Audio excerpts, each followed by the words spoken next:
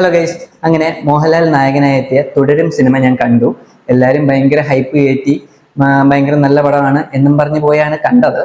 അപ്പം ഇതുപോലെ തന്നെ ഭയങ്കര ഹൈപ്പ് കയറ്റിയ ഒരു പടമായിരുന്നു എമ്പുരാൻ. പക്ഷേ പോയി കണ്ടപ്പം എനിക്ക് വലിയ സംഭവമായിട്ടൊന്നും ആ പടം തോന്നിയില്ല. അതുപോലെ ആയിരിക്കത്തില്ല ഈ ഒരു പടം എന്നൊരു വിശ്വാസത്തിലാണ് പോയത്. അങ്ങനെ ഈ ഒരു പടവും കണ്ടു കഴിഞ്ഞപ്പോഴാണ് മനസ്സിലായത് എല്ലാവരും പറഞ്ഞ സത്യമാണ്. അതായത് നല്ലൊരു പടം തന്നെയാണ് തുടരും. എനിക്ക് തോന്നുന്നു ഈ ഒരു 5-6 വർഷത്തിനിടയ്ക്ക് ഇറങ്ങിയതിൽ വെച്ച് മോഹൻലാലിന്റെയൊക്കെ ഏറ്റവും നല്ലൊരു പടമാണ് ഈ ഒരു തുടരും എന്ന് പറയുന്നത്. കാരണം ഈ ഒരു പടത്തിൽ മിക്കവാറും എല്ലാ സാധനവും ഉണ്ട്. അതായത് ആക്ഷൻ ഉണ്ട്, കോമഡിക്ക് അത്യാവശ്യം കോമഡിയൊക്കെ ഉണ്ട്, പിന്നെ കഥയാണെങ്കിലും നല്ലൊരു കഥയാണ്, ഇമോഷനും ഉണ്ട്. അതുപോലെ തന്നെ ഇതെല്ലാം അവതരിപ്പിച്ച രീതി ആണെങ്കിലും നല്ല രസമായിരുന്നു. അതുകൊണ്ട് തന്നെ ഒട്ടും ബോറടിക്കാതെ തന്നെ ഈ പടം മൊത്തം നമുക്ക് കണ്ടു തീർക്കാം. പിന്നെ സസ്പെൻസിന്റെ കാര്യം പറയുകയാണെങ്കിൽ സസ്പെൻസ് നമ്മളങ്ങ് ലാസ്റ്റ് വരെ ഭയങ്കര സസ്പെൻസ് ഒന്നും കൊണ്ടുപോകത്തില്ലേലും ചെറിയൊരു സസ്പെൻസ് ഒക്കെ ഇടയ്ക്കുണ്ട്.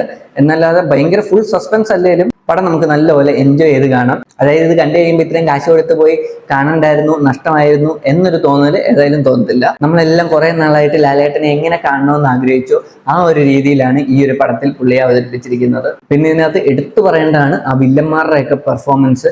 എല്ലാവരും ഒന്നിനൊന്ന് മെച്ചമാണ്. മെയിൻ വില്ലനൊക്കെയുള്ള അടിപൊളിയാണ് ഇതിനകത്ത്. പിന്നെ അതുപോലെ ലൂസിഫറിലെ ഫൈറ്റ് സെറ്റാക്കിയ ആള് തന്നെയാണ് ഈ ഒരു പടത്തിനും ഫൈറ്റ് സെറ്റാക്കിയത്. ലൂസിഫറിലെ അത്ര വലിയ ഗുമ്മില്ലായിരുന്നേലും ഇതിനകത്തെ ഫൈറ്റ് നല്ല സെറ്റ് സാധനമാണ്. പിന്നെ പോകുന്നവരൊക്കെ 2-3 ദിവസം മുന്നേ ബുക്ക് ചെയ്തിട്ട് പോവുക, കാരണം അല്ലെങ്കിൽ ടിക്കറ്റ് കിട്ടാനില്ല.